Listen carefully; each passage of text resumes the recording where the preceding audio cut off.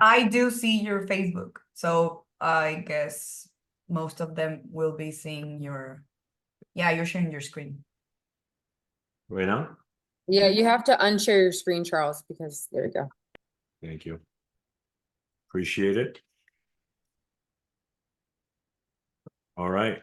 We are officially recording. So if you guys can stay on mute, today is going to be specifically get the inside. This is going to be the first episode. I wish we were doing it on Facebook Live. Tommy Joe is going to handle the technical difficulties. I really wanted to do it so it runs the audience, but that's okay. This is going to be recorded, and my guest here today and the feature that we're doing is called really the inside, and it really helps you get into the inside of who these unique individuals are here in evolution to help you understand what got them here, and get to know their personality. And so we're going to have a very conversation-like approach to this, so that way you guys can really get to know the real person. It's completely unscripted, but we'll be able to answer questions as we go. Please feel free to leave comments as we go. So we are going to be officially live in 3, 2, 1. Yay. All right, we're getting started. We have Chris Trujillo, 3-star platinum in evolution travel, coming by way of Tampico, Mexico. Just to kind of give you an introduction on who she is. She has soared with her team, and her organization has come a little over 6,000 and growing. There's a lot of teamwork that they're doing, and it's just kind of truly tremendous where she's come from. Starting from ground zero, just like most people here, just a few years ago. And she started in the year of the pandemic, where it was very uncertain during that time.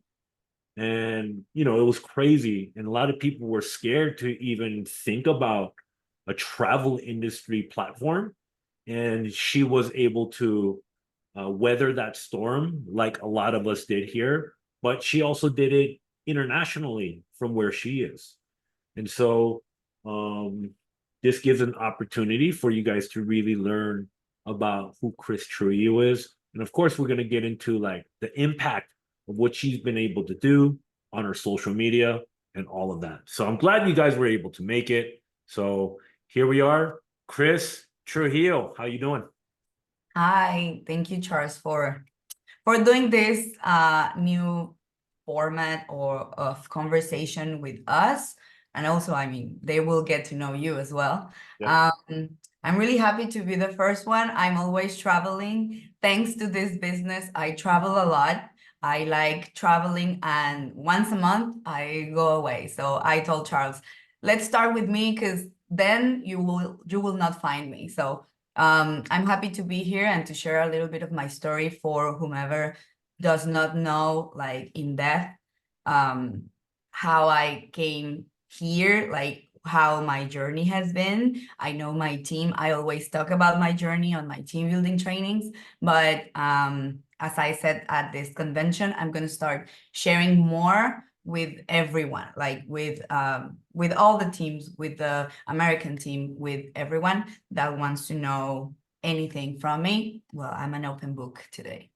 That's awesome. Speaking of which, like, I think I really want to get to know you as a person, because from what I know of you, you have a super competitive spirit. I know when I went to the Posada for the first time, it was pretty amazing, because like I know you come from like a sport volleyball background, so you're competitive with other females, and that's kind of something that you've had in your background. And I can just remember when we were hitting the piñata, right? And this really like let me know like what kind of person you are. Not dainty by all means, because I remember your husband Oscar, he was the one that was controlling the piñata, and I swear he was trying to like car crashed that piñata into you, and like the way you handled it was like no problem, like bring it on. Yeah.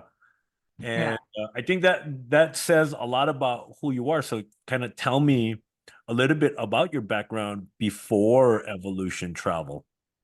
Well, as you said, I've always been competitive because since I was 8 years old, I played volleyball. I represented my state. I was always a captain. I gave a hard time to all my teammates because I always wanted them to give the best. So it's kind of what I do with my team now. And then in school, I was always as well like the leader of something. Like if there was like a group of people that I could lead, I was there. So it's on my nature. I like it. I like the pressure. I like helping others, and I like putting pressure on myself. And then that's how I roll, because for a long time I was stuck on my 1-star platinum. I mean, I went forward, but when I was stuck on my 1-star platinum for probably 2 years, and because I focused on other things like travel, like social media, that we will talk about this later. It was not until I saw Sarah's paycheck, like she showed me her back office, and I saw what a 2-star or a 3-star could mean, and I was like, what was I waiting? Like, what was I waiting for? Like, What the hell were you doing? Like, yes, why was I thinking? and that was enough for me to start working again, like seriously working, because Yeah. we say that we're working, but we know that we're not giving the full, and when I saw that paycheck, I was like, well, what am I waiting for?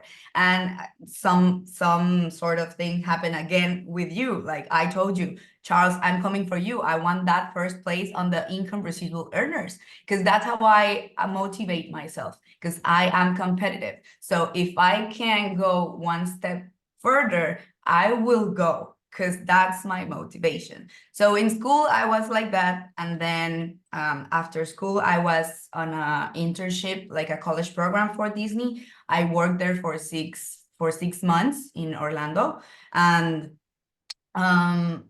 because of that experience, when I finished the college, American Express, this corporate, the bank, American Express, we all know the credit cards. Well, I moved from my city to Mexico City to work there, because they wanted my customer service experience.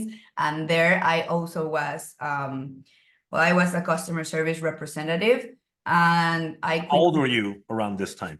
like 22, Okay. more like 22, 23. And then I was a customer service representative. And of course, I was like desperate, like at the third month, like, what am I doing here?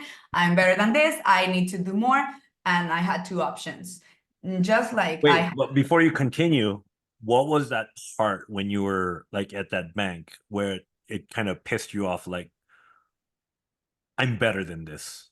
Like you said, like what was that? What happened there where because you got annoyed, I was aggravated, I whatever? was working with, well, I had my degree, or my college degree, and I was working, like, that position didn't require like that much of the studies. Like even if you were like just in high school, they will hire you if you were bilingual and you had some sort of experience. So for me, and it doesn't mean that I was right, but my thoughts were like, well, I'm working with people that do not have a college degree, and well, I do, so I can do more. So I had two options at that moment: quit and return to my home, like my hometown, where the income is way low, like way lower than the income that I could have in Mexico City, being a bigger city. So the first option was just quitting and returning home with my parents to live with them again. And there I was by myself for the first time. I was becoming independent and stuff.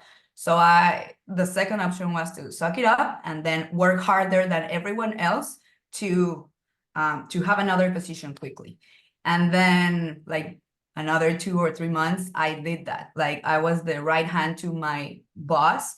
And well, he was not a boss. I remember him dearly every time I think of him, because he was a true leader, because he would groom me to be like on his position. So we helped each other. I did the hard work that he didn't want to do, and then he would speak good, on my behalf to the directors and stuff. So it was a real teamwork that he taught me since then, and I carried that when I was on his position again. Because when he was promoted if he was a team leader and he was promoted to manager of something. So when he was promoted, I was promoted, not specifically to his role, but I was moved to another market. I used to be on the USA, like if you have an American Express like 10 years ago, I would probably was the one helping you. So I was moved to the Mexico market. And there I stayed and escalated as a team leader. And I was the first, they have like numbers, like you will start on the 20th, like the 20, then it's 25, then 30, 35. As long as you escalate on the positions, I was the first in American Express history to go from 20 to 30, skipping the 25. So that's how I roll, like always. If something hasn't been done, I will do it because I like the recognition. Recognition for me is very important, and setting the example. So when I was a supervisor for the teams that I was with, I will do the same thing as my previous leader. Like I will teach them how to do the things that need to be done so they can be prepared to be supervisors. And in the 5 years that I was there, I had 3 right hands, 3 backups of my position. And right now they are team leaders and managers on American Express. They grew because I teach them how to, and I inherit that way of thinking for them to also teach their people. So they also remind me dearly from, the time I was there. But that was my corporate life, those 5 years. And then I became a mom, and I was pregnant, and I had my child, and I decided to quit and come back to my city just for him to be with grandparents and stuff. So it was hard for me because at that moment, for Mexican income, I was doing well. Like it was like 60,000 pesos, which is like $3,000. So it was good for Mexico living. It was good. So then I quit and I have 0 income. And for one moment, I thought I was going to be able to be a stay-at-home mom. No, that didn't last more than 2 months. I don't think so. I cannot do this. I'm going crazy. So I started looking for other jobs. Again, a very low income, huge, like load of job, like of work. And Can you hold a quick second? Co-host, if you can possibly find where the leak of the sound is, that'd be awesome. And then get them muted. Appreciate it. Thank you so much. All right, go ahead. And then, well, yeah, I was just jumping from job to job, finding something decent. And I found a decent salary, like an income. It was 20,000 pesos, like $1,000. And it was like a restaurant manager position. So I was there like for 1 year and a half. That was your first job back? No, it was like the third. I wouldn't be more than 3 months on the job because the payment was low or whatever reason. I didn't like it. So I was jumping between jobs like 3 months. And then this third job was the last one. It was the restaurant manager thing where I had the toxic boss. And I was starting to become like ill. My body will reflect the stress that I had, and all the negative things that work caused me. It was reflecting, like I would have, I don't know how to say this in English, but like allergies all over my body. Yes. Yeah. And when it was like day after day after day and it was constant, I also had like my face just swallow. And at that point I thought like this will kill me. Like if my throat in the inside starts to swallow, I would just die. This is how much stress this guy gave you? Yes. and I have PTSD. I constantly Let's dive into a little bit more of that. What is some of the things that he would do to make you well, he will like just that? he That's pretty and bad. imagine me being a strong woman, because I am, and for someone to cause this on me, it was like bad. Like, because I would defend myself, but it was like this like psychological violence, and then that he will tell you that, or At a maybe restaurant? Yeah, I can see that because that yes, happens. It happens everywhere. yeah, and It he has does. like It does. a chat with all the managers, and he will Sure. believe you on that chat. Like he would, he's not a bad person per se, but he was mean, and he liked to shout out, like shout to people at the kitchen. He will just lose it. He's crazy. I don't know. Maybe he's on drugs. I don't know. So but Feels like Gordon Ramsay, maybe, like if you ever watch the Gordon something Ramsay like show, that. he just Yeah, like rips into people, just demeans something like that. But his employees and chefs. I still have PTSD. Since I quit, I have never seen him, and I quit on a text message, and I never saw him again. But whenever I see his car, I will just like turn around. And the other day, I was coming back from Vegas. On the airport, they like there was like a flight delayed, another one that was not mine, and they shout out his name and his wife's name, and I was like, where is he? Like, I don't want him to see You me. still have that. And this was like 1 week ago. So Wow. I do have PTSD from that fucker. Yes, I do. And well, that was the whole reason that made me decide like no more jobs. Like I don't want to be with someone that would boss me around, or that will tell me, today you're not able to go with your kid if he's sick, or whatever the reason was. Like I wanted independence. Like I know I'm good enough. If I'm not good enough here, I will be good enough for myself. And then, well, I started looking for options. I also, tried some other businesses, like I like makeup and whatever. So I tried some other things, but nothing was like complete for me. Like nothing was like this fulfilling for me. Sure. And then a few years later, a few years before, I tried once to be a Disney travel agent, but it was not like easy, or I didn't know how to, because I asked some of the girls that were already doing that, and they said like, oh no, you have to have experience, you have to come to Disney three times a year or whatever. So I left it, and then when all this happened, I started looking around again, and I found my sponsor on a Facebook group. I just asked like, can someone help me, if someone knows how to be a Disney travel agent, please contact me. And this was the first girl that responded my Facebook post, and it's my sponsor. I don't know if she's still on the company or not, but she has always, I mean, she was always good to me. But that's how I found Archer. It was just like pure destiny or something. And then yes, when I started, two weeks after I started, the COVID hit and the pandemic hit. And as I always say to my team, what would you have done? Probably most of people would have quit. Like they would have said like, oh, I'll just come back whenever, A lot of people did during that time. a lot of people did. A lot of And people. on the other way, like I saw it completely different. Like this is the chance that I have to find people that are being let out of their jobs, Yeah. like companies were struggling and they fired people. So I knew people would be with, the payment you get when you get fired. They will have that, and they will also be resentful to the corporate world. So they will want to stay at home.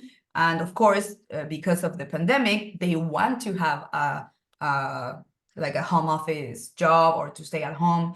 So I figured like if myself was able to wait and to train, or to train until everything went away, Learning the craft. learning the craft on that period, well, maybe other people will do the same. So what I did was just figure out what motivated me, which Yeah. was Disney, and that I was a mom, that I wanted to stay with my son. So those two things was the profile of people that I looked for. That's why we are big on Disney. That's why we sell a lot of Disney and Universal, because when it all started, I started recruiting that people. Like I wanted me, but in other people, like moms that would love Disney. It was simple. And I was not looking for anyone else. Maybe some other will see the posts on Facebook or whatever, but it was mainly the first 2 or 3 months that we grew, because I got my platinum in 3 months. So it was like consistently in Facebook groups, from like Disney Facebook groups. And well, later on we got banned from those because they thought we were spam, but it was enough to start, getting the movement of people noticing here in Mexico that this was an option. And I always say this, you know how people say that this is a network marketing, like multi-level, I don't know how you say it in like a pyramid scheme, right? But there are businesses that are like this, like multi-level marketing, and that are good and the people accept. I always say that this is like the rich Mexican wife multi-level marketing, because we have a lot of um women that were stay-at-home moms, or Right. that the husband will pay for everything or whatever, and that they quit their corporate jobs to stay at home and take care of the kids. So with this, they can still be at home, they can still travel, they can still they can still have the life that they had, but better, because now they have their business, they are surrounded by people that can buy travel, so it's a win-win. So of course we have plenty of personalities, and men and young women, or older women or whatever, but it all started like that, looking for Disney moms basically. And it was good, because we have top income earners on the travel side as well. Yeah, no, absolutely. I mean, this last convention that we just got done with, I mean, Mexico was the hugest presence in that room. It's very like I had this conversation with you before. It was very reminiscent of 2019 for me and Nicole, when we just kind of had this takeover of agents, and it started with 4 of us in 2018, right? And then here in 2019, very similar to your momentum and how you started, it doubled and tripled and quadrupled and sextupled or whatever it is. It just, we like completely filled up the stage. Just about, it went from, I believe, 4 to about 42 people on stage. And then next thing you know, I think the year following after that, we just completely filled the stage. And then the year after that, we just couldn't do it anymore, right? And so I see like a lot of similarities there in what's going on. I mean, I was just in shock and awe with how many platinum plaques that you guys were all holding up. I loved it. It was great for the pictures and everything. It was just, yeah, it was really inspiring.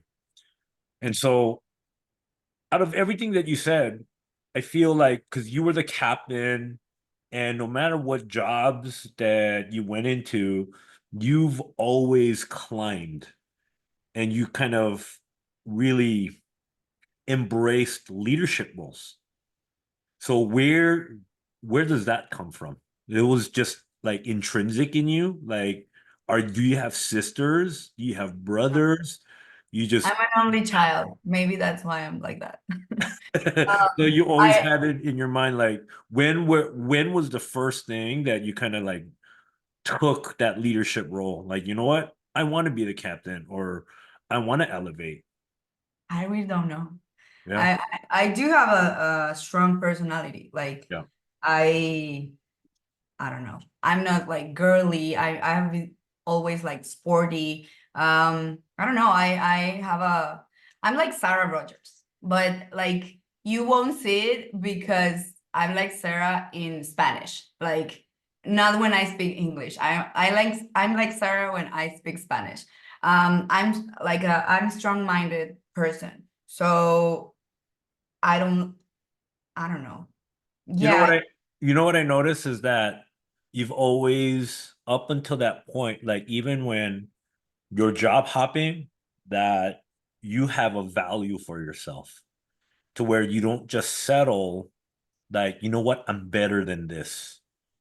And you decided to quit, and you would rather quit than be in some kind of toxic environment just to settle there.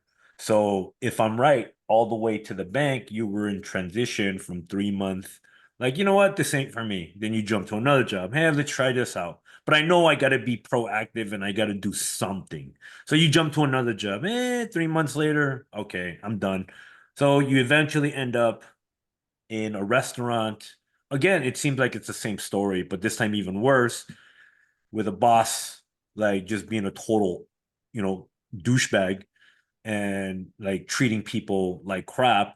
That seems to be kind of like the olden ways of like how men used to be, right, back in the 40s and 50s. And here's Mexico, kind of like that same kind of character who just like treat women or anybody like crap.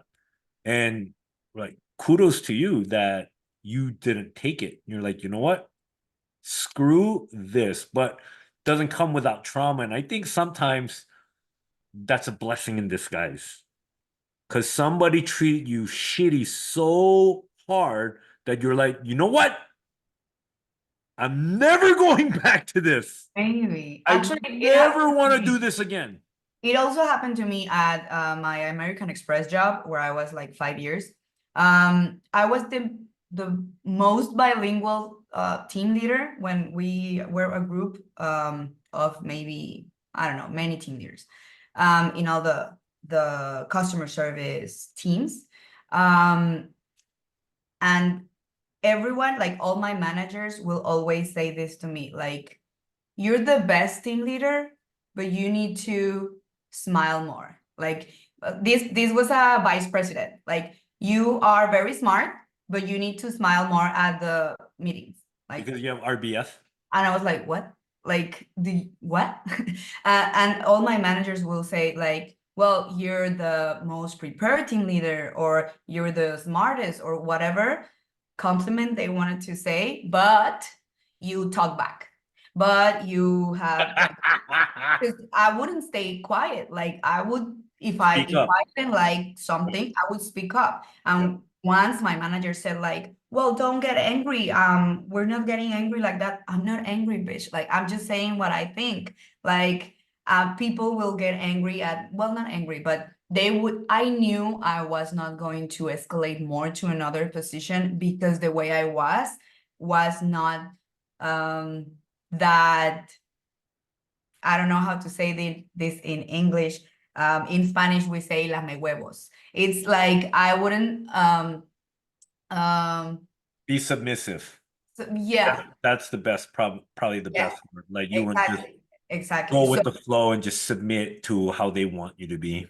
correct. Like, you want me to say what you want me to say? Like, I won't say what you want to hear. I'll say what I think. So I have always been like that. And probably, yes, my um the desire of having something of my own, like in this agency, it was because I didn't want anyone to tell me how to do things, because I knew that the way I had of doing things was a good way of doing. Yeah. So I didn't want anyone else above me telling me how to do things. That probably, yeah, you hit the nail. I have been always I've always been true to myself and who I am and how I am. And if someone does not like it, well, that's their problem, not mine. Yeah, kiss ass. That was the term that I was looking in English. I'm not a kiss ass, and I have never been. So in Spanish, you say lame huevos. Yeah. Mm. Okay, so you're definitely, well, I felt that right from the get-go, right from the beginning, and it was crazy. I love the part where you're a person, because I talk to a lot of leadership. I have to fix a lot of issues and things like that. And there's some people, like, you just understand, they get it, and there's always issues that will arise. Sometimes you don't always get the answer you want to hear.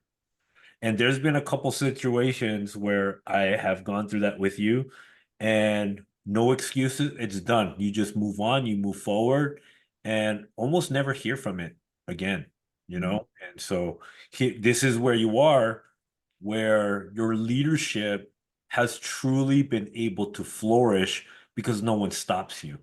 And I'm a real big proponent in that too. Like in Rising Tide, even I'm amongst giants, right? You guys, I consider all my leadership giants intrinsically. That's why you guys are where you are. And the last thing I've ever wanted was just a bunch of yes people that tell me, yes, yes, yes, yes. You know, they always say yes. And I agree to everything that you say.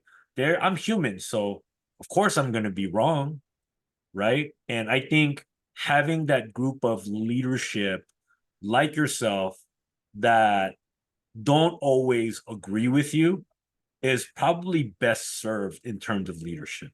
That's my opinion anyway, because, you know, if you just have a bunch of people agreeing with everything that you say, then it doesn't mean that that's the right way to go.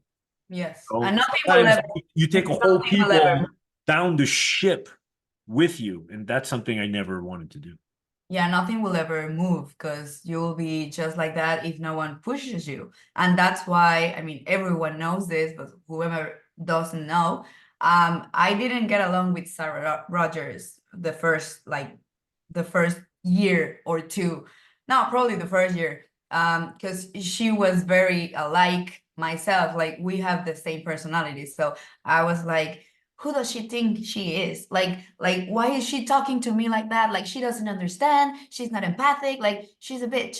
Like, I will say this. I have told Sarah, and something that everyone will have while growing, if you are team building, is that you will find that that those situations, because you will be challenged and you will not understand. And myself, I do have this on my team, like we're a close team, but of course I'm not perfect, and there's people that do not like me today, like I didn't like Sarah back then, but when I stepped to the 1 star, then I was like, oh, that's why she said that. Like, oh, now I get it. Like, oh, now I'm on her shoes. So like now I understand completely. And I said, Sarah, like, I'm sorry. Like now I get it. Like Yeah. we're like, I know why you said the things you said. I know how you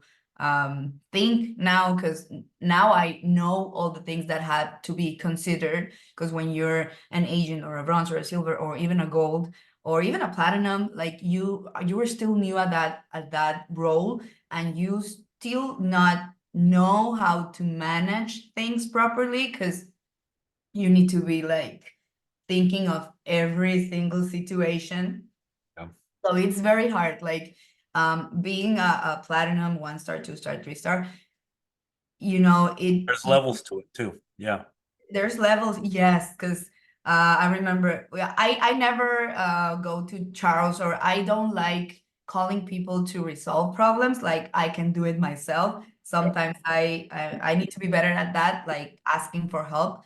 But just months ago, I had a situation that, I was just 3 star, or just coming to 3 star, and the issues escalate as well. So the paycheck gets better, but the stress also gets higher, because you now have a big team, and you have strong-minded people as well in your team that you need to handle properly, and be always very smart to solve problems.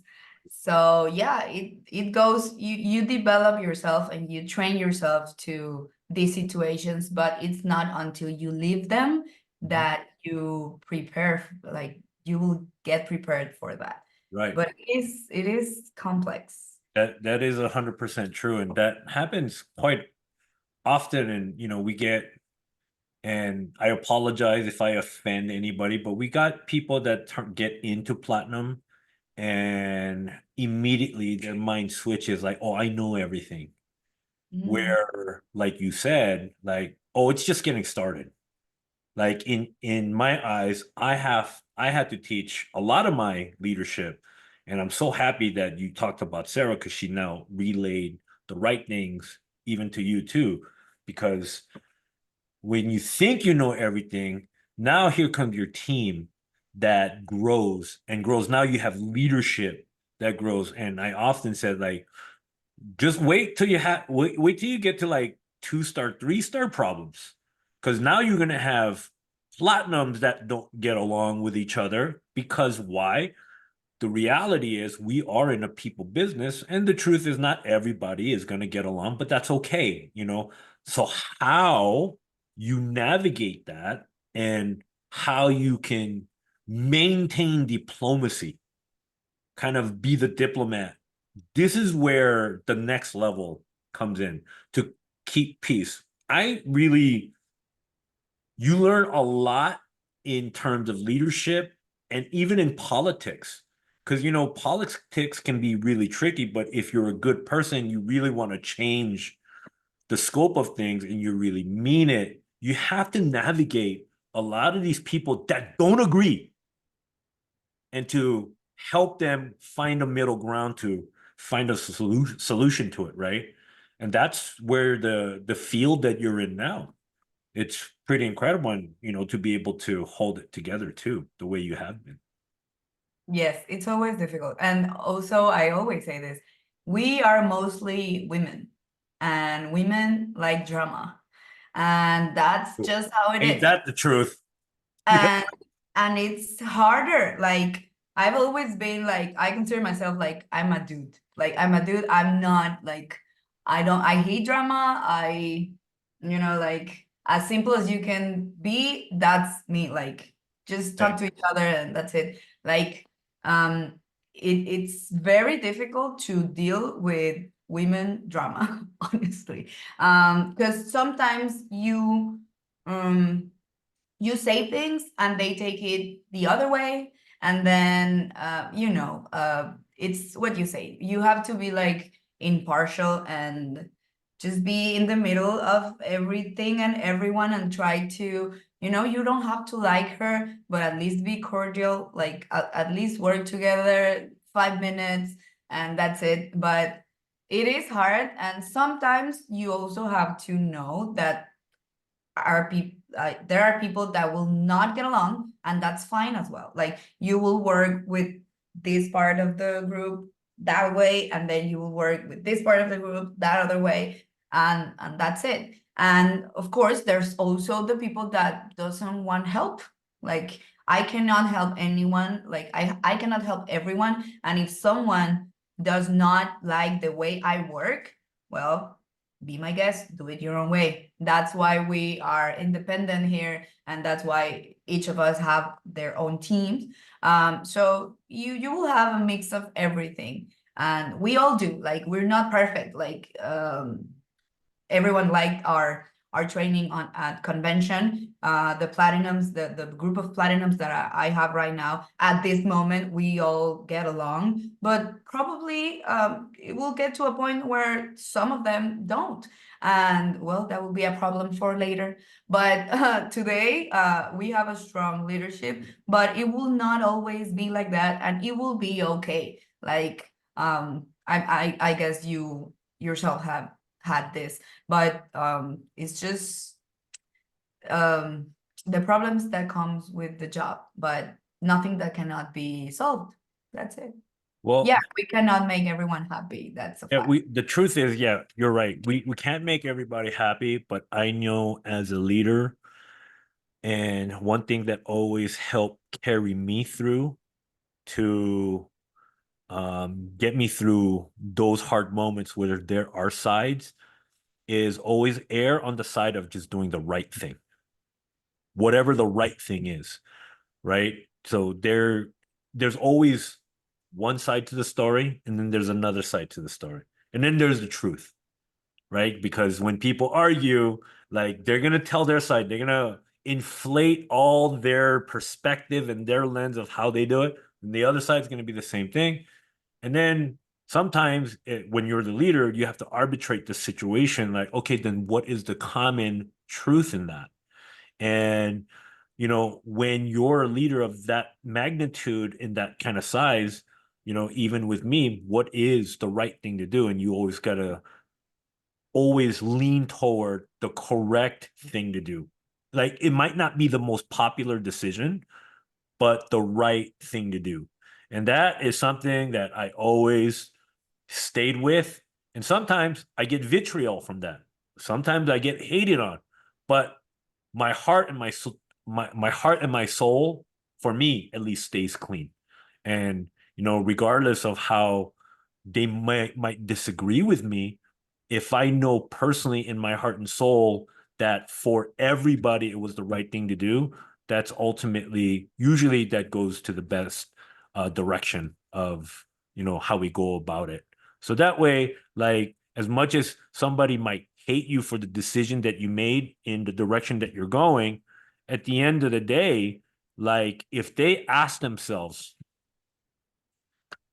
really and look at the whole picture, like later on down the road, there's wisdom behind it, and it comes from a lot of experience. So yeah, always doing the right thing is always been my best way to approach it. And I think you carry a lot of that too, because you know you do like leadership and you take that on. A lot of people don't want to take it on. You know, that's a responsibility in itself, like, you know, moving toward a direction. And I love, especially like when you did your training, you did a training on strengthening everybody, like everybody pulls in work together to make a cohesion. And you did talk about retention there. Like, I thought that was very powerful. You know, once you hit a rank, you don't go down. Why? Because you work together with all the other leadership. So tell me a little bit more about that. Like, what does everyone do? Like, there's Paz, there's Gabby, there's Estefani, there's you. I know there's new up and comers like Mariana Guyen. There's Adriana Cobos. There's Liz that just made platinum. Like, where do they all fit into the puzzle? Like, how do you go about it? Like, you know, even from like how you started and how are you making your machine work the way that you are?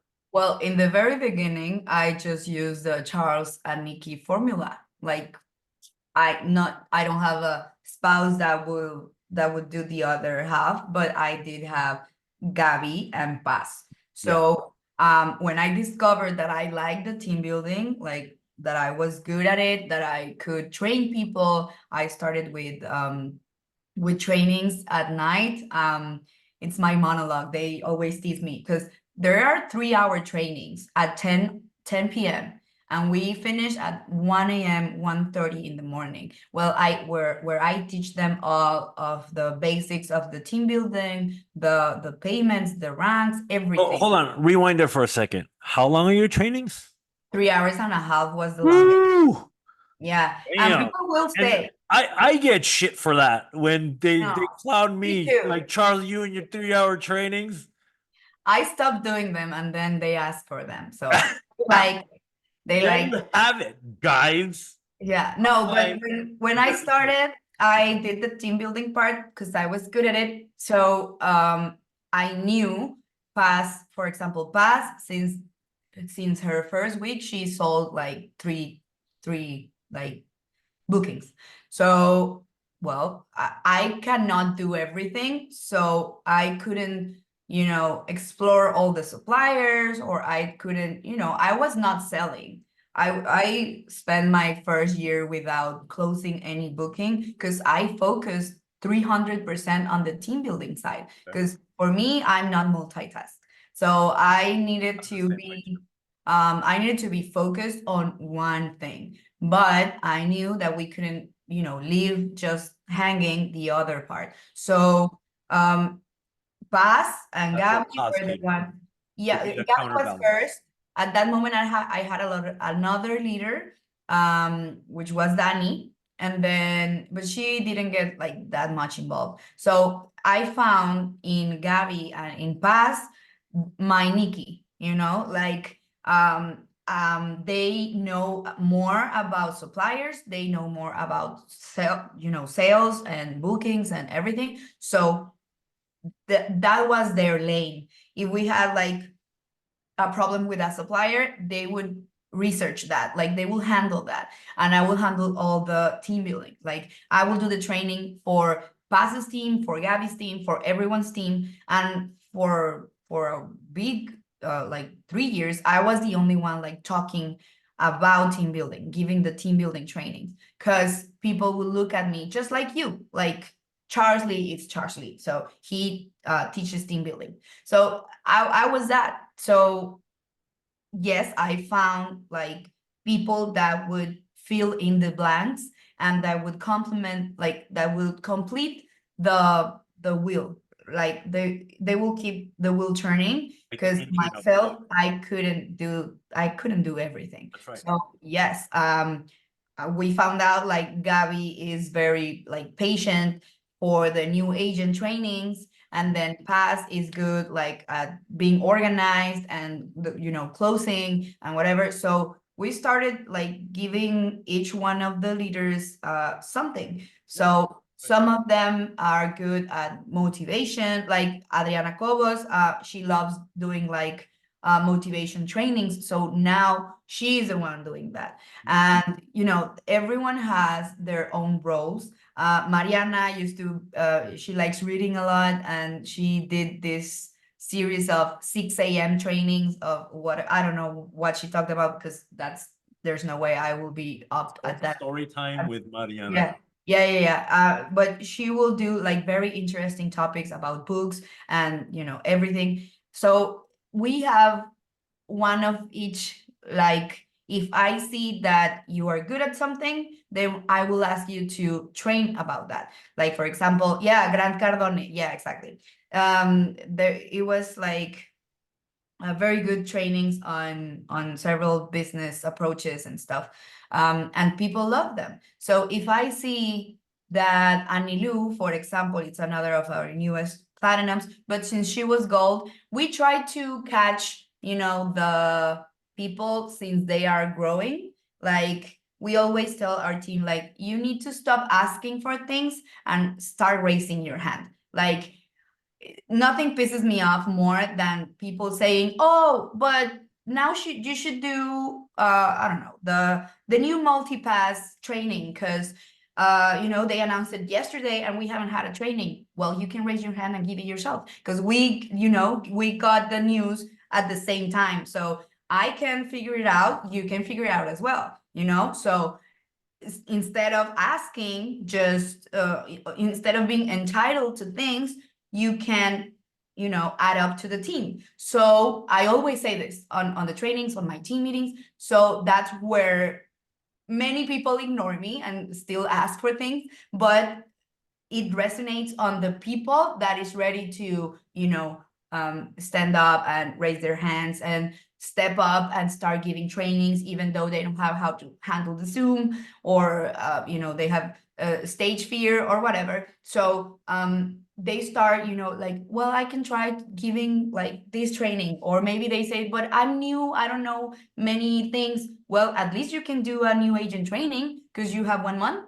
So you know more than the people that has 1 day. So that's where people start raising their hands, and we start looking into that, like, oh, she has potential, like, oh, she talks good to camera, oh, she whatever, right? So that's how we find the talent and groom them until they are ready to be leaders. And of course, we always say that if you start team building and you want to be a gold or a platinum or whatever, you cannot be, behind the curtains. People need to see you, because people will want to do what you are doing, because you will be their role model. So if you are still a silver and you do not do trainings, well, your people will not look up to you. Like, That's right. because you're not doing anything. So why would they want to do more if you're not doing more,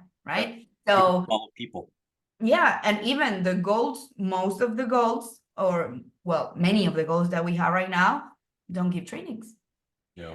And I always say, like, it's not a coincidence that the people that give more prospect sessions and more trainings are the ones getting to their new ranks. And this is something that you have said every time. Like, that's why they always say that, Chris is the Charles Lee, like the Mexican Charles Lee.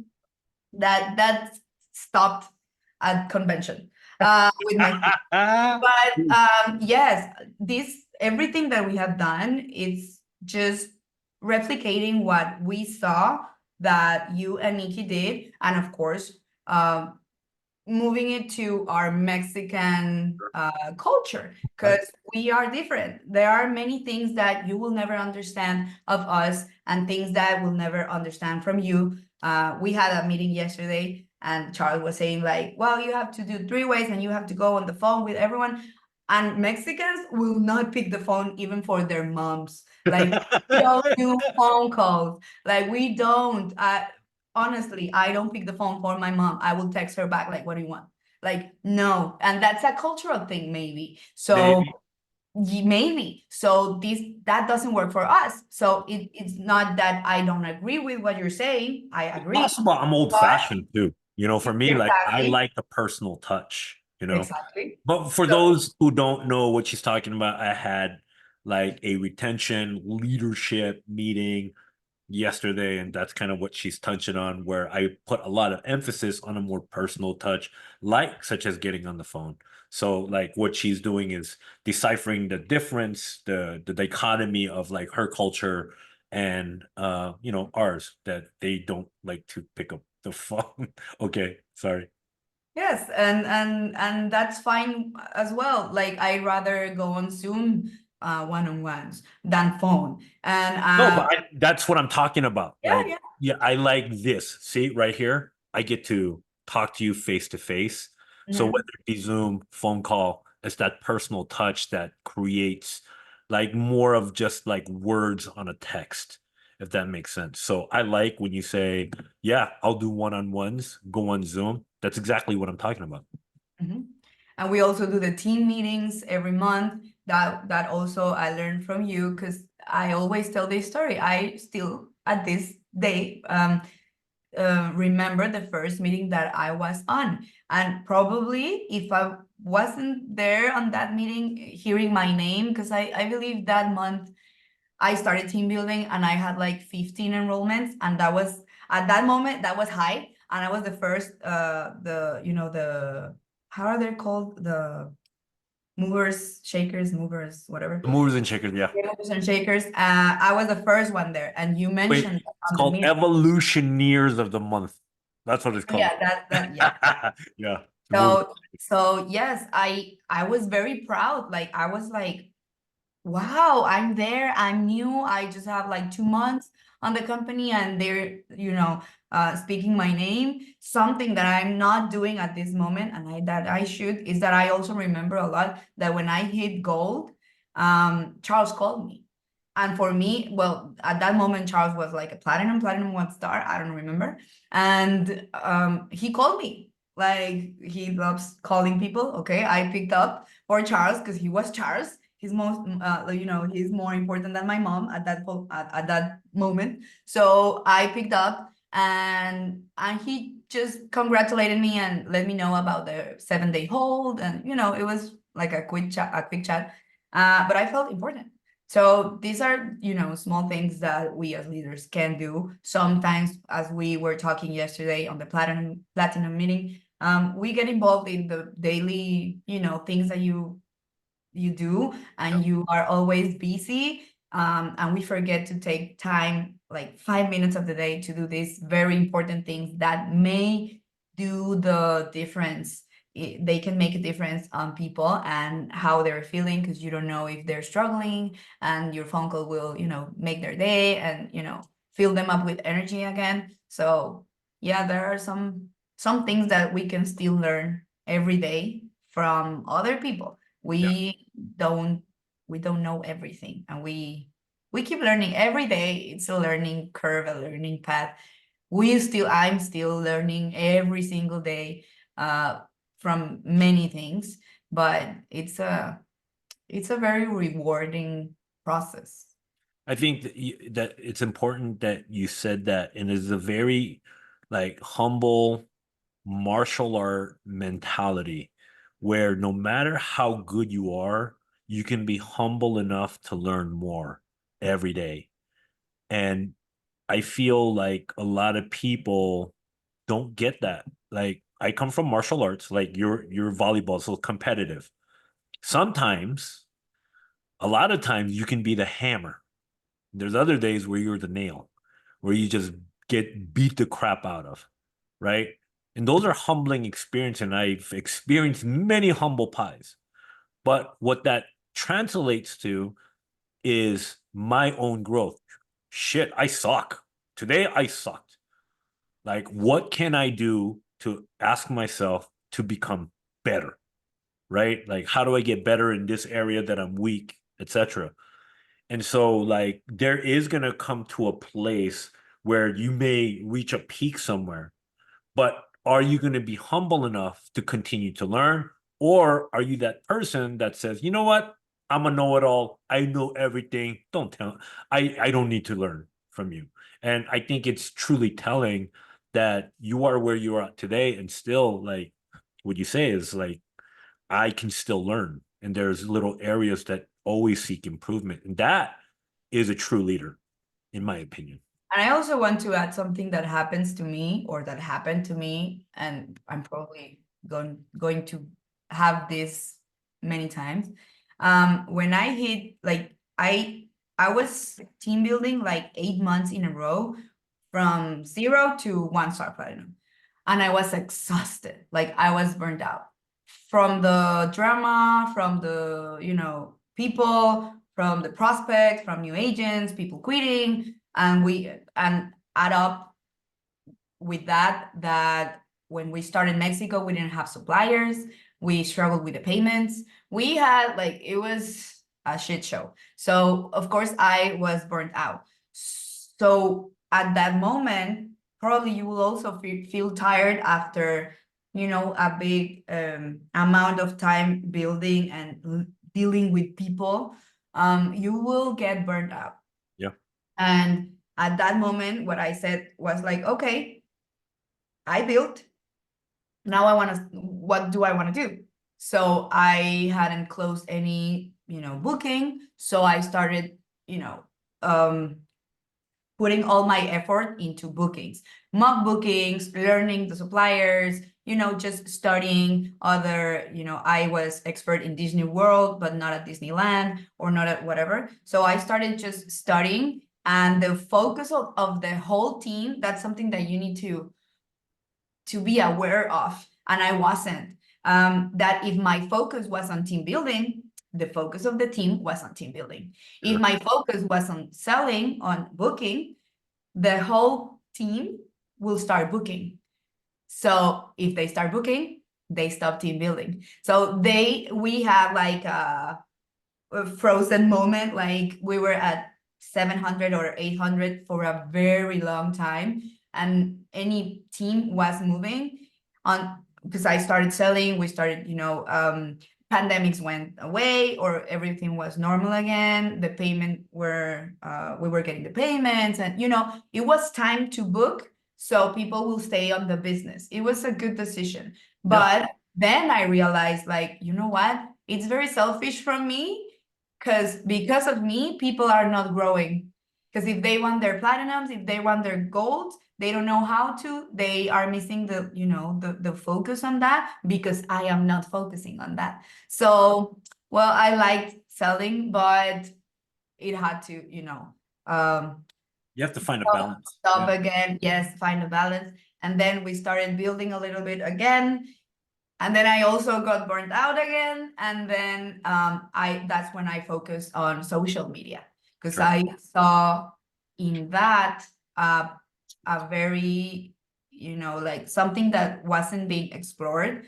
And also I didn't want to come as like a hypocrite, because Yeah. on my team building trainings, I will always say, like, well, there's TikTok, like we've been team building on Facebook, and LinkedIn and whatever, but there's TikTok, there's Instagram, you know, the video format, and I will also, Yep. and I would always say on that training, like the first agent that decide to explore that, you know, that will be a boom, you know, like Explode. we'll Right. explode, we'll get the gold with whatever on the Yep. team side. So at some point I said like, well, what am I saying that I'm not doing it? Like, why am I asking them to do something that I You myself could is? do yourself. Absolutely. So after 2022 convention, Mhm. when I came home, I was like, well, it's now or never. Like, You because made the decision. 1 year after, like 2021, I went for my platinum and my 1-star plate. And it felt really bad not to get anything on 2022. I was like, well, I was just looking at everyone get something and I didn't. So That is a great catalyst, by the way. it Every was, person who's ever walked the stage and then the subsequent year not yeah, getting anything, it's like, yeah. man, I This year, like this feeling. this year was that year for Charles, because Charles did not go up for a new plate. That's why he's on the 6-star mission or whatever. But Maybe that's what the intrinsic is. Like, wait a minute. I mean, I maybe did get enough FaceTime because it's a lot of my team organization up there. But yeah, I think you I hit a stole nail on the that. head. I stole that from you Oh then. yeah, there's a lot of thunder that you took, but But it's a good thunder. social media was something that I would talk about, but Uh-huh. I was not doing. So after that 2022 convention was like, well, I need to start on TikTok. Yeah. I need to start that because I need to show them that it is really a possibility that that can be explored. So I worked my ass off for like 3 months or 4 or I don't know. But you know, your first video, no one will see that. Maybe Yeah. 1 month you will still have no views or whatever, but you need to be, you know, learning more from other content creators and following that people. I always say that you need to be on the platform that you want to grow. At first it will feel that you are just wasting your time, like 4 hours on TikTok, because that was me. That was the first time that I opened my TikTok account. I was up until 4 in the morning just watching TikToks. But But before you continue, when you were scrolling and doing that 4 hours, you already had made up your mind. I'm gonna get this shit now. I'm gonna yes, get. yes, because I actually started my TikTok account Excuse my language, by the way. because 2 or 3 people will forward to me, like they shared TikTok with me and they will say like, you should be doing this, like this could be you, like Right. just do this. So I was like, well, if people already expect me to do this, and these were not even agents, they were like my friends from school, so they were pushing me to do it. I was like, okay. So that first night I opened my TikTok, I saved this reel that people will send to me. I saved it because at that moment I didn't know, I had no clue how to do that because I didn't know how to edit or whatever. So I saved it. And this was August of 2022. It was not until December the 5th, the 5th of December, that I uploaded that video. Yeah, I remember that we were going out, my son, It my took you 2 months to create one video. Is that what you're saying? no. It took me 4 months to decide to do that video. That one specific video, and I know that's the one that went bam. Yes. The one And that you're on the computer going bing, bing, bing, bing, bing, bing. yeah, exactly. Then you may have gotten, yeah. And I was we were going out, but my son fell asleep. So I had like 2 hours because he was little and his nap was like 2 hours. Mhm. And I was already dressed up, like makeup, hair, and everything. And I said, like, well, I have time. Now I know how to do this. Let's do this. Let's go. And I remember we went out, like I posted it. It took me like, yes, the 2 hours to do that. And then we went somewhere, we went to have lunch or something. And then I saw my cell phone and it was blowing up. And I was like, what's happening? Like, what the fuck is happening right now? Like, Hold on. Before you do that, how many videos did you upload a before? lot, Okay. a lot. because that was important, because people You were just will getting see your a video, yes, and then how you do it, because we have all done it. When we see a video that we like, we go to the profile of that person, like to see if they have more content like that, or to see what their content is about. And they saw that I would talk about Disney and parks and Universal and stuff, vacation, and that I was a travel agent. And that specific video was telling people that I would help them with the, to plan their vacation to Disney, and that it has no cost for them. So it went like super viral. It had like 16 million views. So I got like 3,000 quote requests in that week. That's Like insane. it was like social media can change the course of your, like the way that you had worked until now. Social media would say you don't know what you're doing. Like this is the way. So many of our agents, when that happened, when I started on TikTok, actually it was Gabby. Gabby was the one that started with TikTok. She uploaded videos first, and then when she did that, I was like, well, I can do that as well. And one of the trainings of our leaders, I think it was Ameyali, she was doing the basics of the, how to push the buttons and stuff. That's how I learned. Like that's the first approach that I had. So agents giving trainings is it's very helpful for everyone, because people will really learn from them. So because they see that anyone can do it, so I can do it as well. So we started at that point, we started giving more social media trainings, TikTok, the algorithm, all the social media kinds of stuff. And then right now, like 2 years after that, we have a big team of TikTokers, influencers, like, well, that they put themselves to do content. And many of actually the top, that the on my meeting this month, the top one of booking was Alexis, one of the agents. She doesn't have like even a year on the company as a travel agent, and she sold $137,000 by herself. And she said like 80%, 90% of my clients are from TikTok. Or some social media. Yeah, and that's the way I roll as well. Like I had clients from Peru, from Chile, from Spain, from US, from Mexico, because the social media doesn't, it expands to It goes everywhere. it goes Internationally, everywhere. there is no limit. Yeah, so you shouldn't be that scared to try social media. Everyone starts from day zero. We all had it. So that's why Charles asked me to do more corporate trainings, and we decided that social media was the thing that I could train on. So we started with that. Well, it makes sense, right? I mean, you're the one that effectively has gotten a number of your videos viral. So yeah, and many others. Like we have right now, we have many leaders that by the also. way, like what I consider viral, just so everybody understands, like it's over 200,000 views, not like 1,000 or 2,000 views. I'm talking about what I consider viral would be 250,000 plus views. Like that would be considered viral to me. I think me and Chris were talking about it, that we're both in agreement. That is what's considered viral, at least in our book. Yes, thousands of views, thousands of likes, thousands of comments. And it is not easy.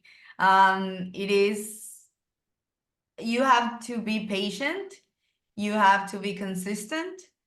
And whenever you have that viral moment, you need to know how to work with that. And also, I also say this. I'm glad you brought that up. How did you handle it? When you looked at your phone, you're like, holy smoke. No, I totally What get the hell is going on? Like, you're seeing the views just shoot, skyrocket. We're at 100,000 views, 200,000 views. Your mind, like, holy smokes. I mean, at that moment, it helped that I had other videos up already. So people start also liking those and commenting on those. Right. So And now they start backtracking on your catalog of what you've already done. and I will start just answering the questions that I got on that viral video. There Yep. were questions that were repeating, so I would just address those. And also those videos went also viral, like hundreds of thousands of views, because it was my my momentum. Like Yeah. right now, because my TikTok is like right now I like Instagram better than TikTok, so I rarely upload things on TikTok. If you want to follow me, you should follow me on Instagram. My Instagram is Chris Go Trujillo. ahead, write that in the chat. Yeah, I don't know. But yeah, right now what I'm focusing on is on growing my Instagram because I saw when I went viral on TikTok, I saw that TikTok, well, at first you couldn't send like messages directly, so I couldn't close a booking on TikTok really. So what I needed to do was convert those followers to Instagram, because on Instagram it's easier to sell. Actually, people like this is just how it is. People buy through Instagram instead of TikTok. So my goal was to at least bring a few people on the Instagram. So that's when I started focusing on Instagram, because I saw the money was there. And I also, when people started following me on Instagram, then I started uploading stories talking about team building, because I would never do, or I rarely do reels for team building or certain specific type of reels that I do for team building, but I mostly upload educational content or informative content about travel. That way you don't look like fraud or spammy or scammy. Social validation. So Yeah, a it's related. lot of social proofing here because People need everything to that you're trust. doing is based on travel. Exactly. So to start, I recommend 100% TikTok, because the algorithm is nicer there for newer users. Yeah. It's easier to grow on TikTok. It's easier to grow And it's first. easier to translate them too. And then, well, you can upload the content on both. And there's also content that will work better on Instagram or work better on TikTok. What I noticed for myself is that whenever I stop doing TikTok, maybe it's the same video, it will do good on Instagram, because that's the platform that I use daily and that I feed daily. And on TikTok it will not, because I just forgot about the platform. I mean, one of my goals these next 2 years is to grow on social media. I always like try to mix it, like, okay, I focused a lot on team building now, let's do travel, let's do social media, whatever. So it depends on the goals that I have at this moment. And at this moment, I do have social media goals mostly. But now that I have the resources to hire people, I'm hiring a graphic designer, and I'm starting a YouTube channel, because I also want to explore, the travel influencer world, a part of the travel agent world. So, it will grow, but you need to start. Like 2 years and a half ago, I had 0 videos uploaded. And now, I have an Instagram account with almost 80,000 followers. So it helps a lot to be able to share with people what you do. Because also most of my new agents, if not all, they come from Instagram. They come from stories. I post the link to the Calendly there, and they will just book their, the meeting, and then Calendly will send the WhatsApp link after the meeting. And what I just took 1 minute to upload a story, and the next thing I know is that people is messaging me on WhatsApp like, I'm ready. So it makes it like automatic, and it takes a lot of the workload from you. So Yep. social media, and we're going to start teaching everyone funnels. Sarah is having a training next week.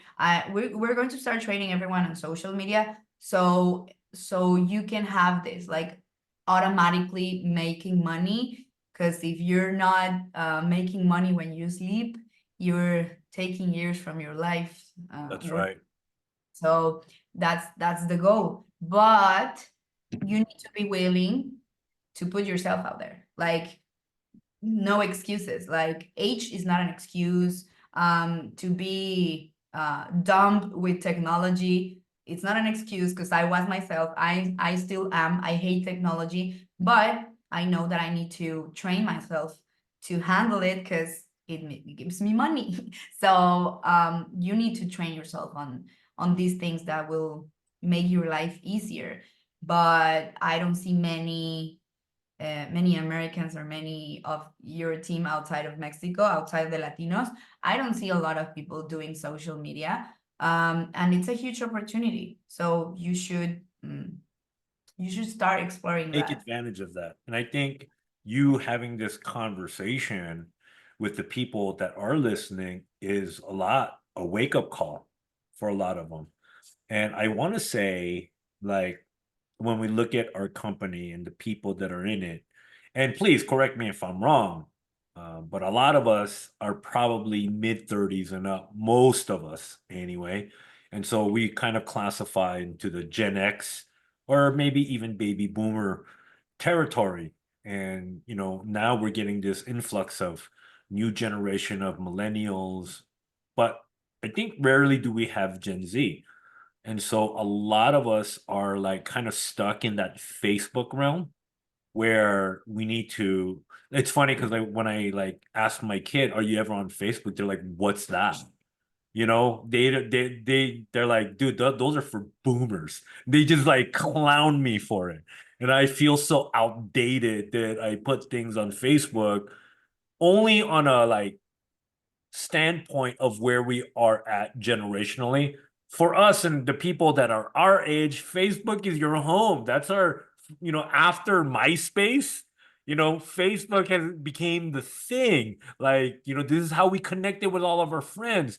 But for us to negate what else are the platforms that exist today, such as Instagram, threads are now opening up, right? That's the way to compete with Twitter.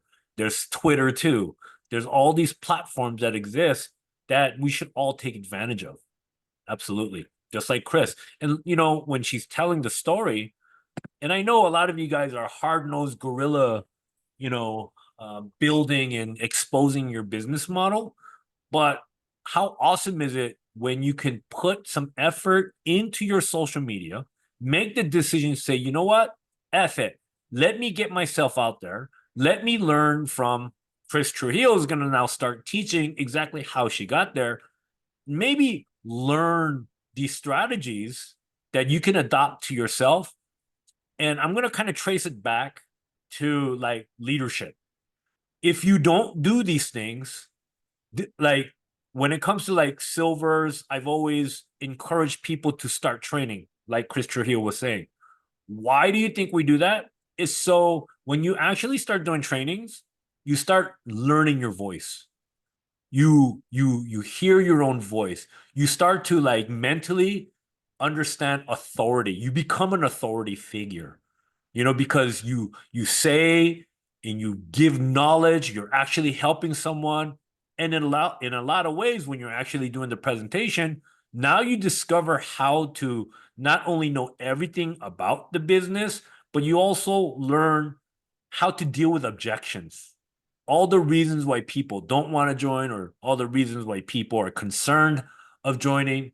And in the same token, that very same philosophy, you can do that with social media. I know it's a little bit scary. Amy Cabrera just completed a training on CapCut. These are like really important trainings to catch up to what we're doing today. Like to ignore today's platforms that exist. Like don't don't do that disservice to yourself. Learn all these new repertoires, like you're learning the craft of travel agency and to be the best travel agent you can be. But now the exposure is exponential when you can really adapt that social media platform and learning the strategies like someone like Chris Trujillo. And I'm happy to be one of her students too. So I can learn it. I've always just used it as a platform, just kind of tell my story and just be, truthful about me and my life. But there's a lot more you can do with it, especially when it comes to like turning that into a business model where you can, like what she said, just do a story, put up a link, and people are just clicking on it, going to the presentation, contacting her direct. How many of you guys would actually like that? Honestly, how many of you guys would like to post a story? Like, you make your social media so good, you post a story, and then you put the link on the Calendly. People just automatically go there on their own, and then they text your WhatsApp or Facebook Messenger or your telephone, say, "I'm ready." Like, how amazingly like automated could that be, right? So, I just want to give it to Chris Trujillo, like, just to be able to show that to you guys is just truly incredible. Anyway. And don't get me wrong, like, don't misunderstand this. People in social media like TikTok and Instagram is not just young people. Like, people of all ages and with all kinds of money will see your TikTok. That's It right. doesn't mean like if you're younger and you're better at, handling the technology and uploading videos and whatever, it doesn't mean that you will attract young people. Because one of my most like the people with money that book with me came from TikTok. And they are under 40s, under 50s, and whatever. So, and they will share with their kids or with their cousins or with their, daughters, sons, whatever. They will share the content with them. People of all ages are consuming TikTok because it's everywhere. Like the video format, it's even in Facebook, because we all use Facebook as well. So I find myself, scrolling through Facebook videos like 1 hour or something. So it's the format video that will help you reach more people. Because right now the posts on Facebook, it still works. We still do it as well. But it doesn't mean that you have to do one or the other. You should be doing everything. If you want your business to grow, well, as long as you're adding up things, well, your business will grow. Add to the repertoire. That's what you Yeah. said. So it's not like you need to decide. It's just like, I mean, you can keep doing what you're doing if that's fine with you. But for me, Chris, I will always look for something else. Like, I'm fine like this. Yes, I could stay like this forever. I'm earning more money. This residual income, this is the month that I have received more money in my life, like in 1 month. I could just do nothing and that would be it. Like, I will live forever, like, comfortable.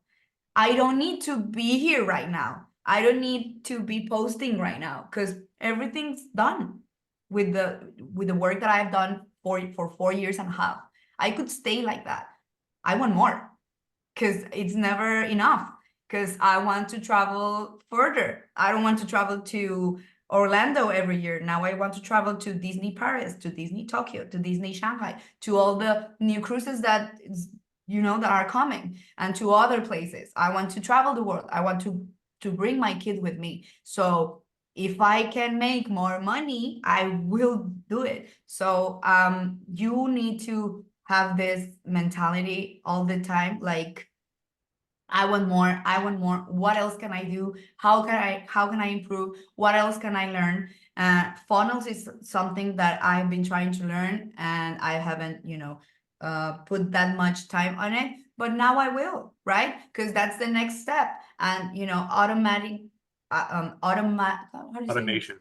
Automation, yes. That's the next step to make more money. So I think we all like money, and we will all love more income. So sometimes you need to struggle a little bit to learn something new, but then it will become part of you and it will be easy. It's scary, but as It's long as you always just getting the started part. exactly, as long as you start, it will, you know, and continue to do it, it will become easier every day. Which I wanted to touch on what you said, like everybody is consuming all these platforms. And I do want to touch on that because I have been saying this for years. There's a difference between consuming and producing. If you're just going to be stuck consuming, that's all you're doing. You are just being entertained and you're just watching. Like it's no difference from the old days where you used to come home, just sit on the couch, turn on the TV, and we just sit and watch direct TV. That's consuming. Information being received. You're just receiving information.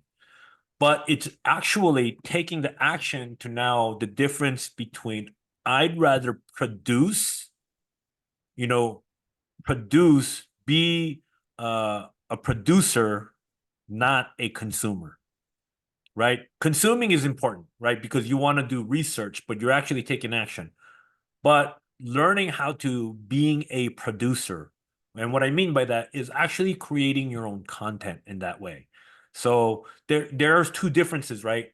So if you're just a consumer, you're just going to be scrolling. This is 99% of the world. They love consuming, just like Chris Trujillo said. But if you're willing to take that chance and be a producer, watch what it does for you, right? But you have to learn it. You have to keep going, just like Chris Trujillo was saying. Am I right? Yep. And now, like, you created an amazing office. Yes. Can you Well, like turn the camera and show this? Look at it. Look at this, guys. Nice. Is that awesome or what?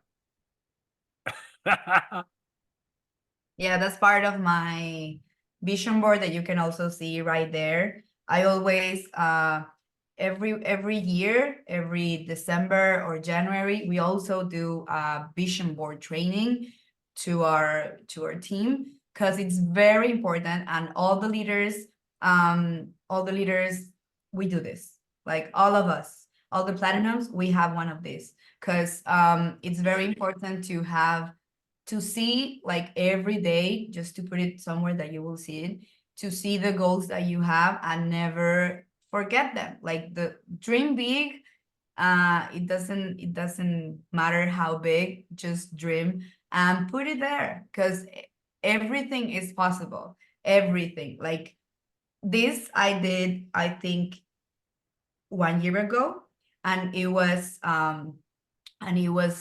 it was thought for a 2 year period, and I'm almost done. Like I'm 85% done with those things, because I always remind myself that those are the things that I want to do, and now I need to put them all away and start a new one with bigger dreams, because when you reach your goals, you see that, you know, it was all in my mind. Like it is possible. I mean, it requires hard work, but it is possible. And my next ultra goal, like this is my ultimate goal on in my life. When I reach this goal, I can die. Like I'll be 100% complete. Now my goal is to work on my social media, YouTube, Instagram, whatever, for Disney to come to me and hire me for something, like to invite me to media events, like to the new parks or whatever. That's my ultimate goal. Like if I can achieve that, imagine, like it all started with my toxic boss and $49 with this business that, you know, made me do all these things that could cause that. I will be forever happy. Like, And I want to like kind of encapsulate what she said, because you notice how our goals like have shifted in time. like because she's now actually attaining all those things. So I don't know where your guys' current like ambitions are. And like she did with, the vision board, it's so critically important to envision where you want to be. And a lot of you guys may have more simpler, lifestyles that you want to live. You don't have to be as grandiose as where Chris Trujillo has translated to. Like for me, I don't need a mansion. Like for me personally, I never wanted a mansion or I don't need a Lamborghini. That's just not me. However, when I like thought about what my like perfect life would be, like because I've had coaching myself, and they asked me this question like, what is your perfect life? And my answer was a lot more simpler than I had imagined. Like, I didn't need all those grandiose things. I want just stress-free life, not have to worry about finances, have a car that's fully paid off, have a college fund for my kid. These are all like very like reasonable things that anyone, like all of us would want. But there's something that she said that I want to highlight that is true to like all of us. We have something that's realistic, and we have a platform like this that we can actually get to uh a way that we can live the life that we always envisioned. And when you get there, you start to realize, well, what more can I do? How how much deeper can I get, or how higher can I go? And I think just getting to that place is important to understand. And it starts with maybe that crappy boss that was so toxic, that is the catalyst. And recognizing that, and I think that's a lot of the times the decision that we make to join this platform. Like, hey, maybe this could be something that could help us out. And here's the proof in the pudding. I mean, you heard it from her mouth where she started. 2021. That was just a few years ago. What I'm saying is we're in 2024. Think about what just happened in still the 2020s. She started in the 2020s. And here she is right now. Does that make sense? So like it's truly profound what you have been able to do. So I know we're deep. So like I want to ask you, do you have any advice to a lot of brand new agents here? Maybe you have some like words of wisdom that you want to share. I know we got really deep into this conversation, but I feel like we're coming to somewhat of a close. Maybe we're going to handle a few questions too, that you can give thorough answers to. Well, for me, I said it on my last team meeting a few days ago. I think the most important thing is attitude. If you have a good attitude, you can have anything. Because, I mean, I had struggles, I had problems, I had issues, I had anything that you can imagine, I had. I had personal problems. I almost don't get married. Like I had it all. But it's the attitude that you have towards things. Things do not happen to you. Like they just happen. And what's in your control is what you decide, or how do you decide to react to those things happening. So the same thing can happen to us, but if I decide to take it on a positive way, I will definitely have a different result from someone that just was angry or crying or saying, why me? Why does it happen to me? Like, well, it happened already. Like, you cannot change that. What you can change is how you react to things and the decisions that you make and the action that you take. So that's it. The attitude is 100% what can bring you to whatever you want to do. Beautifully said. So we're about at the last leg of our conversation. I hope you guys enjoyed it. Have you guys been enjoying the deeper dives into the characters that we have here, especially someone as unique as Chris Trujillo? Go ahead and put it in the chat line. And if anyone has a question that you might want to ask, please, if you can, raise your hand. How do you raise your hand? You just hit raise. I saw one question that how do you handle a very, busy personal life with a professional? And I think it's a common question. And I saw a video once that said, like, people often say that I don't have time. I don't have time. I don't have time. I was one of those. I still do, honestly. But I will never forget. This guy, it was a YouTube video, and this guy, you can follow him. It's Ali Abdal, something like that. And he talks about productivity and stuff like that. And he basically says that we all have the same 24 hours. Like, you have time, because if Elon Musk and Steve Jobs and Walt Disney, or important people, they still had the same 24 hours that us, and they still get shit done. So what you don't have is priorities.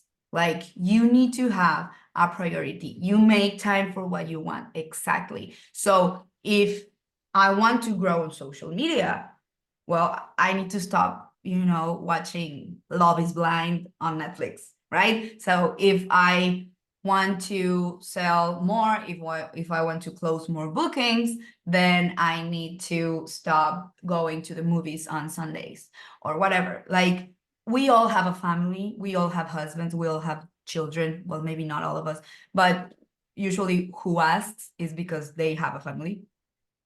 I have the blessing of having a very supportive husband that quit everything that he was doing to support me with the business, and he takes care of my son. Right now they are both in the living room, playing, watching TV or whatever, cooking a meal, or I don't know. I know that not everyone has this blessing, but I talked to him until we got onto a middle point. Like, he used to work. I used to, had to be with my son instead of working, because we were both working. So it gets to a point where you need to communicate correctly, to ask for help.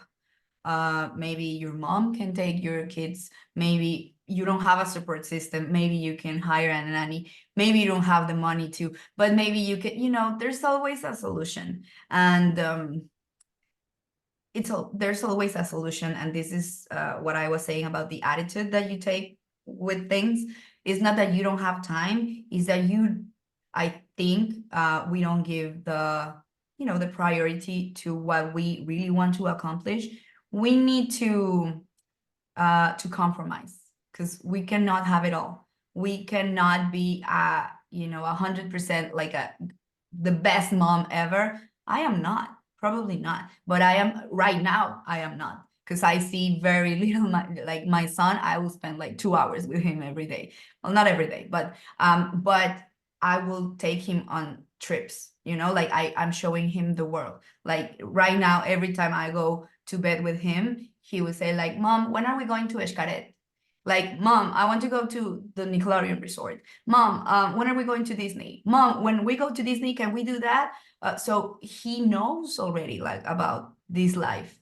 So I know that I am not the best mom right now, because I could be doing something else, but I decide to be growing my business right now. So when he's a little bit bigger, and he can go, he can skip school more or whatever, I can go whenever he wants to to whatever place he wants. That's the decision that I'm making, that I'm giving this time right now without him. I mean, it's not that I never see him, but you get the point. Like, I'm not as much with him as I would love, but I know that the that the life that I'm building for him is the best that I can possibly can. And that is my priority right now. So you just need to set your priorities straight, and that's it.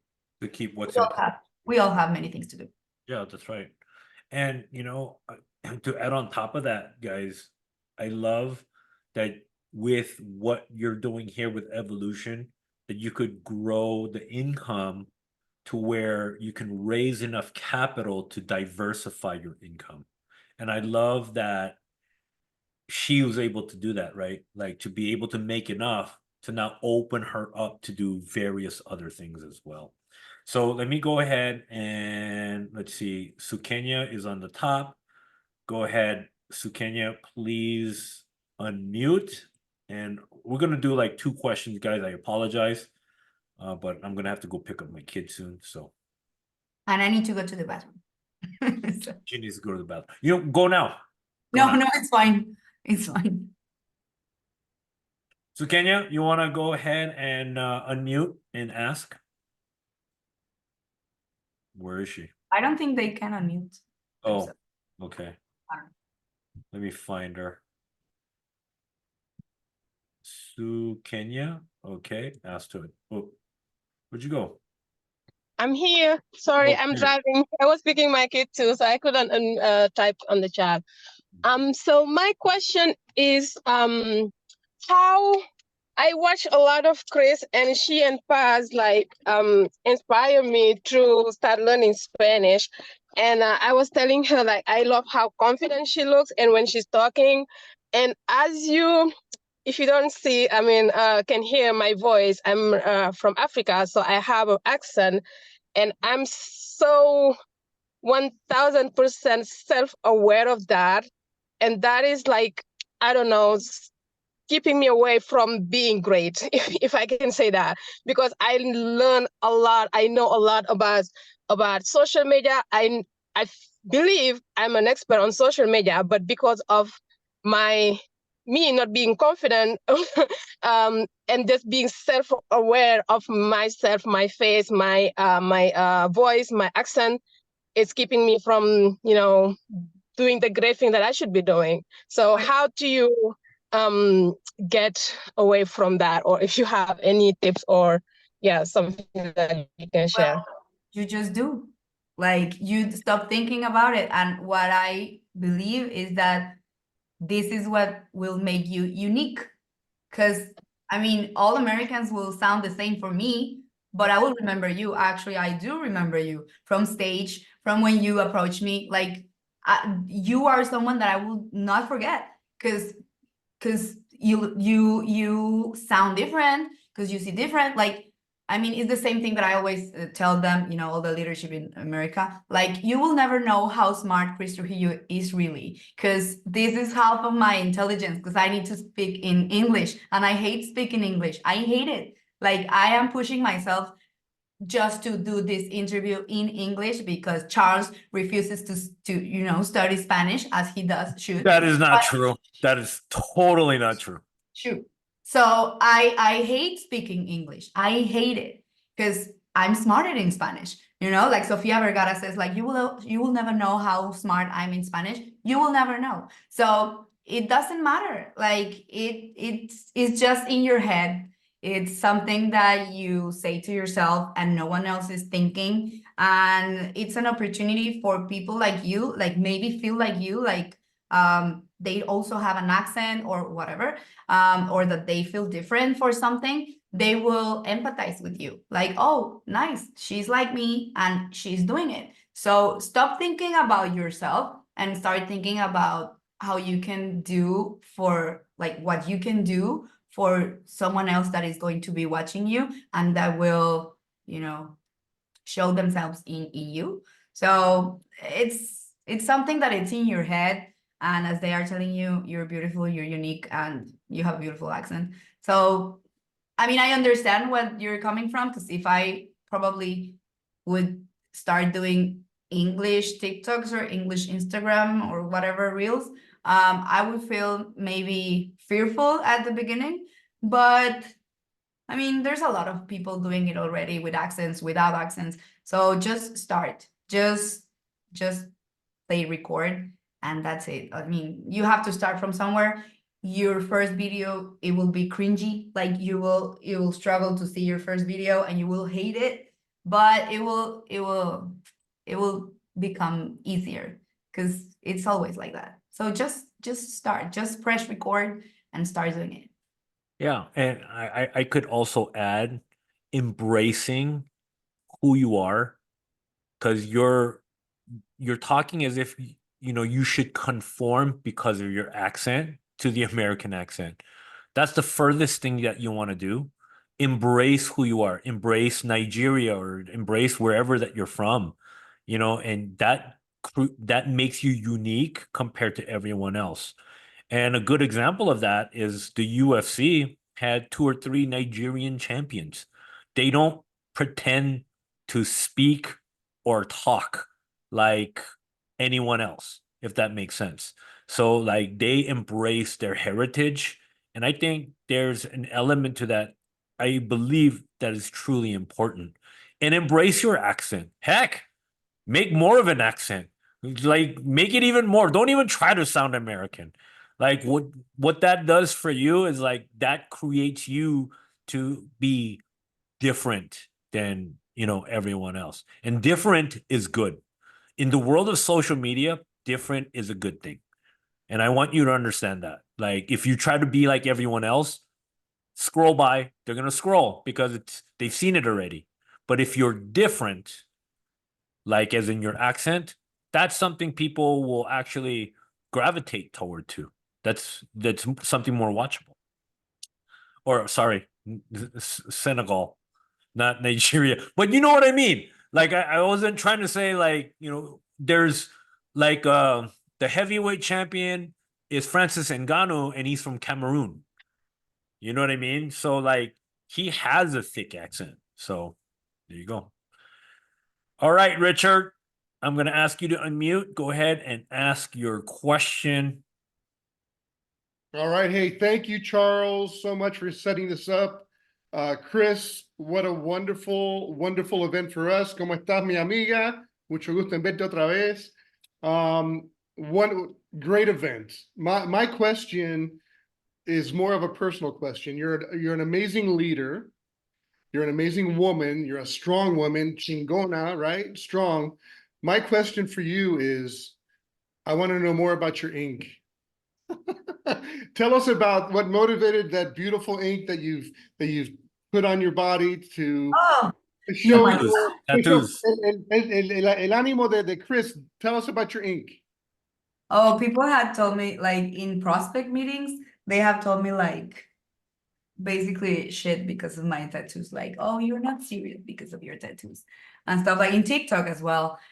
So yeah, I don't know. I have Disney tattoos. I have Moana and Ariel and Pocahontas and Mickey. So for me, it's just I will always I don't know,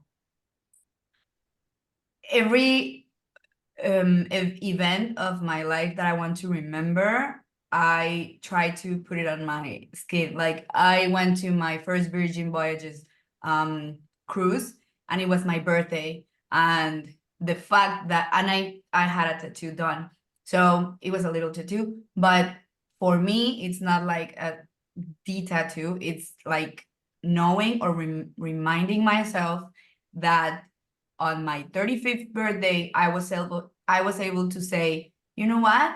I'm feeling like going on a cruise in 3 weeks. Like, and I was able to pay for that. And I was able to go to that, you know, to that cruise that I wanted to go for so long. And it was like, I just hit my 3-star. I deserve it. It was like a prize. So I treat myself like that. Like I work hard, I treat myself. So whenever I have a birthday or a major, you know, something that I achieved, I usually get a tattoo because for me, that's like my prize, a tattoo or travel. So a trip or a tattoo or both, that's my way of rewarding myself. It doesn't matter what like the meaning, it doesn't have a meaning. Like when people ask me, what does the flower mean? Nothing. I just like them. But He likes needle paint. Or yeah, actually I do, because Charles said that he puts like something to not feel pain, and I said that that's stupid because you need to feel the pain in a tattoo. That's the Oh, whole baby. point of getting a tattoo. So Oh. don't be a pussy and just feel the pain. Total baby. Oh, me, I don't want no pain. I love it. Thank you for sharing that with us. We love you both. Thank you so much. You bet. Yeah. All right, guys. I think that wraps it up for our first episode. Chris, thank you.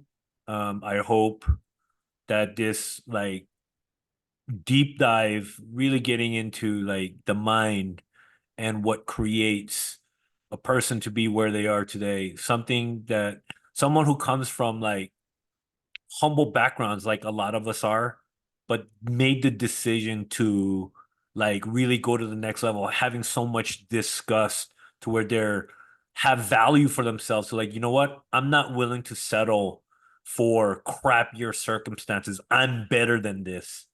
And she found a platform that can work for her. And the platform was this. And this is something that she was able to exercise her leadership that she had in her, and to be a place where she can be coachable, make better finances, life-changing finances, now to set herself up for even more grandiose goals, right? To now eventually become a social media identity to where she can get adopted from the company that she loves so dear. So I don't think that's far from the truth, because there's a lot of social media personalities that get sponsored from like-minded companies of corporations as such. So I for one believe that this is going to happen because she's trending in the right direction. And I want to do this because I know that I am the face of the company in Mexico, or many people know that I'm with Archer, with Evolution.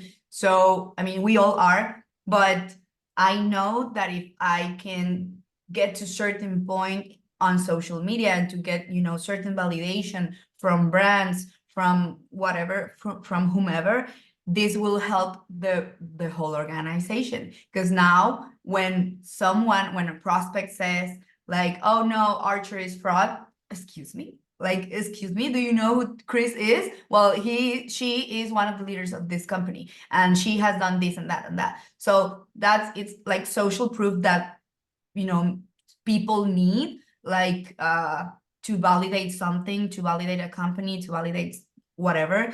And also, if as long as I keep achieving things, I prove to my agents, to my team, or to whomever that it is possible. So probably if I get that done, many of my agents will follow.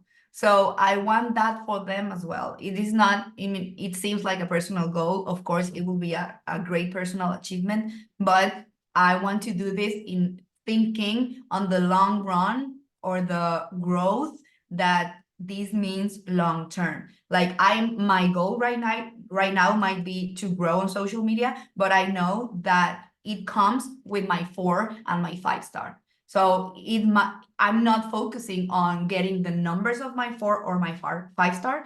I know that these other things will get me there. So, and will also get my team there. So that's my process of thinking, and it's never too big. As long as you decide every day to do the right thing, that will make you come closer to those goals. So I hope that this was helpful. Thank you for giving me the space to share with everyone. And I hope that I could help at least one of you in one way. But I was very glad to be here today. Yeah, that's always the objective, right? If we can change 1 or 2 people's lives, like that's always been my approach whenever I go on stage. If I can change 1 person for the better, then I've done my job. And I think you've done much more than that in this one session alone. All right, guys. Well, that wraps it up. This is it. This is what the inside is. And I think, I hope this was a truly valuable to you guys, because I want to do more of the inside, really get into the minds of the unique individuals that are in this company that are booking phenomenal amounts of travel, the ones who are making the top income earners here, or maybe someone who just sets themselves apart from the rest of the pack. I'm really looking to dive into like sifting to bring to you like what's going to help you get to the next phase. So I couldn't be honored even more than having someone as powerful as Chris Trujillo come here and grace us with her time to really just kind of open it all, open book for each and every one of you. All right, guys, I'll aim to do these once a week. I have power hour too, so I got to figure out what days I'm going to do them, but get ready for more inside because this is really going to help you guys cross over and really get real deep dive really into the personalities. And I really feel that it's important. You're going to get to meet like Chris Trujillo's powerful leaders to everyone else that's in this organization. So thank you very much. And we'll definitely see you at the next one. All right. I might start doing this in Spanish as well. Let's go. See, coachable. That's what I'm talking about. Yeah. All right. Guys, I love you guys. Keep it going. Thank you for coming to the inside. All right. See you guys. Peace. Bye.